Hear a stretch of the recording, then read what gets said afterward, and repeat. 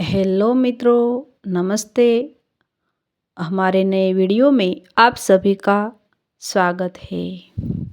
मित्रों, आज हम आपको ऐसी कहानी सुनाते हैं। ठक्कर विला में आज खुशी का माहौल था, जैसे कोई उत्साह हो और हो भी क्यों न। आज शाम की फ्लाइट से ठक्कर खानदान का इकलौता बारिश और आकाश इंडस्ट्रीज का भावी सीईओ ईशान ठक्कर अमेरिका से पूरे 8 महीनों की स्पेशल बिजनेस ट्रेनिंग लेकर वापस आ रहा था। सृष्टि ईशान ठक्कर की पत्नी की खुशियों का ठिकाना नहीं था। वह प्रेग्नेंट थी। उसने खुश हो अपने आप से कहा, अब सब ठीक हो जाएगा। फिर अपने पेट पर हाथ रख अपने जन्मे बच्चे से बातें करते हुए बोली, दिखना बेटे, तुम्हें देखते ही तुम्हारे पापा बहुत खुश हो जाएंगे। उसे 8 महीने पहले अपनी शादी की बात याद आ रही थी, जबकि उसके गुणों को देख आकाश इंडस्ट्रीज के मालिक यशवंत ठक्कर और उसकी पत्नी गौरी ठक्कर ने उसे उसके पिता वेदानारायण सिंह परमार से अपने इकलौते बेटे के लिए मांग लिया था। घटना छोटी सी थी, लेकिन यशवंत ठक्कर के दिल को छू गई थी। हुआ यूँ था कि यशवंत ठाकर और गौरी ठाकर माँ ज्वाला देवी के दर्शन कर अपनी कार से वापस मुंबई लौट रहे थे। तभी एक खतरनाक पहाड़ी मोड़ पर उनकी कार का बैलेंस बिगड़ा और कार खाई में लुढ़क गई। वह तो माता रानी की असीम कृपा से कार कुछ घने पेड़ों की शाखाओं के बीच अटक गई, जिसे गांव वालों की मदद से नारायण सिंह परमार ने खतरा दुर्घटना में यशवंत ठक्कर और गौरी ठक्कर दोनों की घायल हो गए थे, जबकि उनके ड्राइवर को मामूली चोट आई थी। वेद नारायण सिंह परमार ने उन सबको अपने घर पर 15 दिनों तक रखा और अपनी आयुर्वेदिक जड़ी बूटियों के इलाज से उन्हें स्वस्थ कर दिया। उसी दरमियान बिन माँ की बच्ची सृष्टि ने यशवंत और गौरी के खूब सेवा की। सृष्टि के मीठे व्यवहार और रहन सहन की सादगी में नारायण और गौरी का दिल जीत लिया और उसी समय उन्होंने उसे अपनी बहू बनाने का निर्णय ले लिया। लेकिन यशवंत ठक्कर का बेटा ईशान इस शादी के लिए बिल्कुल भी तैयार नहीं था। जब यशवंत ठक्कर ने वापस आकर अपना निर्णय ईशान को सुनाया तो वह एकदम से बोल पड़ा था, आप दोनों ने यह कैसे सोच लिया कि मैं इतना हाई एजुकेटेड होते हुए भी गांव की एक पहाड़ी लड़की से शादी करूंगा। सृष्टि काफ़ी खूबसूरत और गुणवान है। इतनी अच्छी लड़की मिलना सौभाग्य की बात होती है।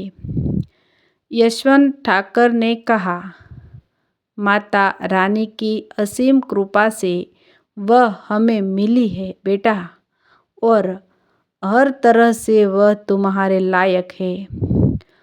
गौरी ठक्कर ने कहा। फिर भी ईशान अपनी बात पर अड़ा रहा था। काफ़ी समझाने और गौरी की जिद के बाद शादी के लिए राजी हुआ था। बेमन से शादी कर सृष्टि को घर लाने के अगले दिन की यशवंत से बोला, डैड, मैं स्पेशल बिजनेस ट्रेनिंग के लिए आज रात की फ्लाइट से अमेरिका जा रहा हूँ।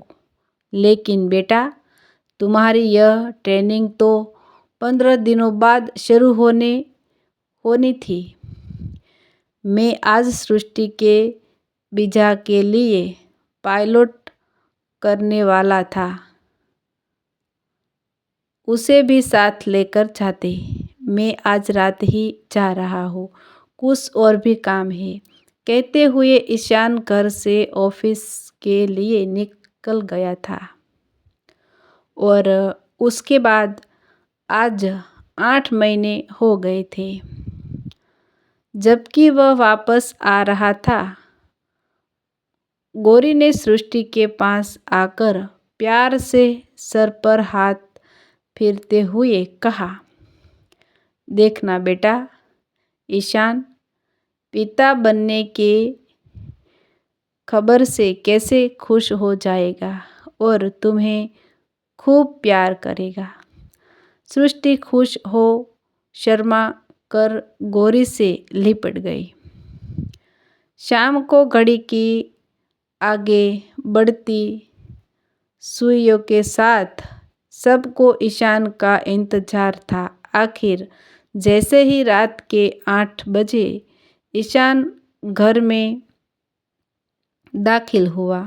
ईशान के आने की खबर से यशवंत ठक्कर, गौरी और सृष्टि सभी लिविंग रूम में आ गए। ईशान ने यशवंत और गौरी के पैर छुए और अपने साथ आई एक इंडो अमेरिका लड़की की तरफ इशारा करते हुए कहा, मॉम, डैड, मिलिए इससे। यह है मेरी पत्नी जीनी।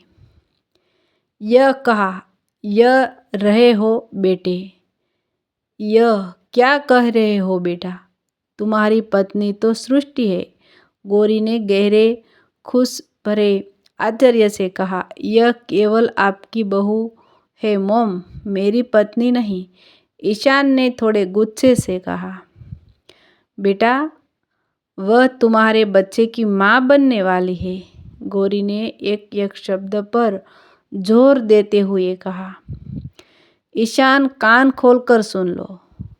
यह इंडो इंडियन लड़की जिनी हमारे साथ इस घर में नहीं रह सकती, चाहे यह जो भी हो। यशवंत ठक्कर ने गुस्से से कहा, कोई बात नहीं डैड, मैं और जिनी आप सबसे अलग रह लेंगे। ईशान की इस बात पर यशवंत अभी कुछ बोलने ही वाले थे कि किसी के गिरने की धड़ाम की आवाज़ हुई और उन्होंने सोचकर आवाज़ की तरफ देखा तो सृष्टि बेहोश होकर फर्श पर गिर गई थी।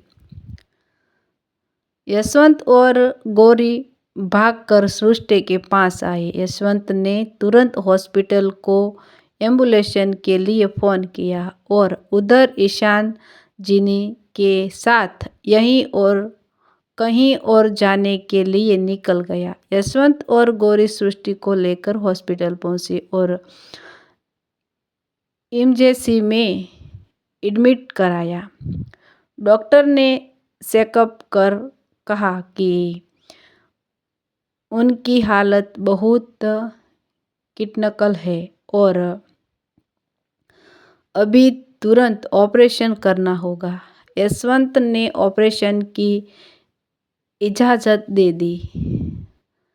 उधर मुंबई के ताज होटल के एक शानदार सुजट में बेटी जीनी ईशान से पूछ रही थी, डार्लिंग, जब तुम शादी के अगले ही दिन अमेरिका चले गए थे तो वह सृष्टि तुम्हारे बच्चे की माँ कैसे बन गई?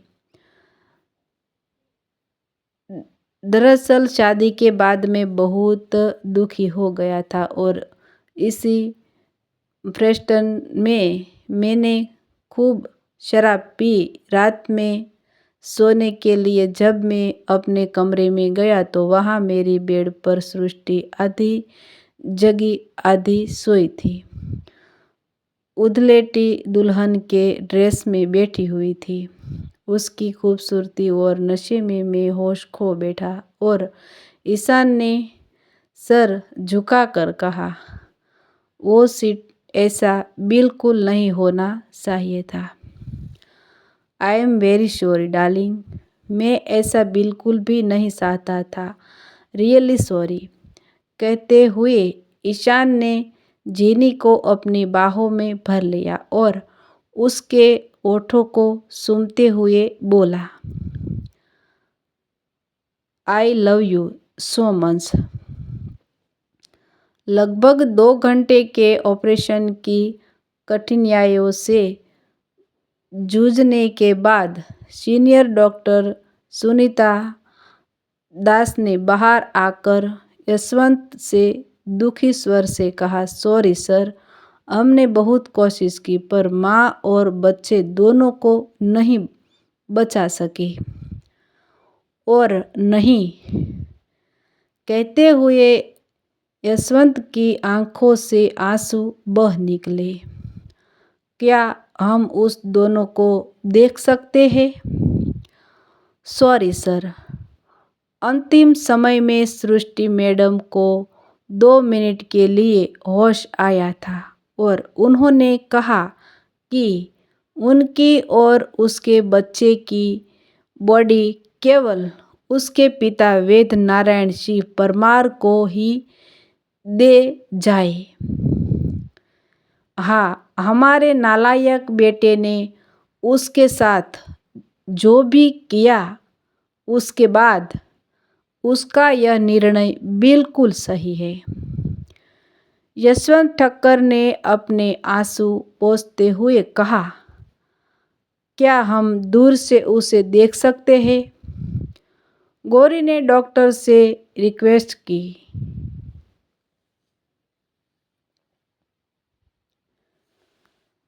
मित्रों, हमारे नए वीडियो में ऐसे ही नए वीडियो देखते रहना।